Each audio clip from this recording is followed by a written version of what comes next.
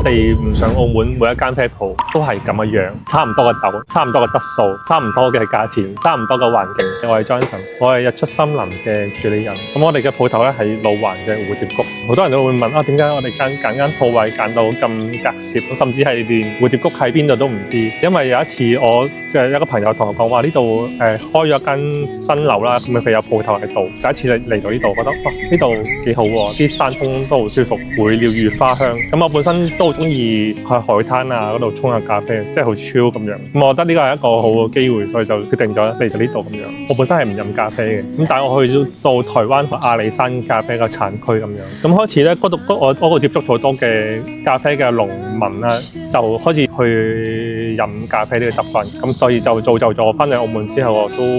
keep 住有沖咖啡，得閒請下同事飲咖啡啊，請下啲朋友啊，跟住就慢慢去誤打誤撞就多咗好多機會去沖咖啡俾人。啲同事話：不如你賣下咖啡豆俾我啦。跟住我啲咖啡都係自己炒豆咁樣，跟住我就會賣下咖啡俾啲朋友啊。跟住就開咗一個網店，之後就慢慢建立起呢門生意咁樣。做咖啡做咁耐啦，其實我哋最主要就係講呢個差異化嘅問題。我哋唔想澳門每一間啡鋪都係咁嘅樣，賣同一款嘅豆，或者賣差唔多嘅豆，差唔多嘅質素，差唔多嘅價錢，差唔多嘅環境，所以就專登開喺一個比較特別啲、三面環山嘅一個地方，咁就賣啲比較獨特啲嘅，即係可能喺出邊未必揾到嘅咖啡豆咁樣。最大收穫就係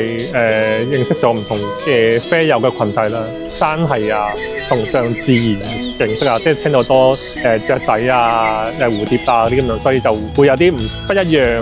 嘅啡友過嚟咯。其實我哋飲咖啡最緊要係享受當刻咯，即係同我哋享受人生一樣，你享受當刻，即係有一個好放鬆嘅心態去享受一杯你覺得好飲嘅咖啡咁就 OK。想飲好咖啡，記得嚟日出森林。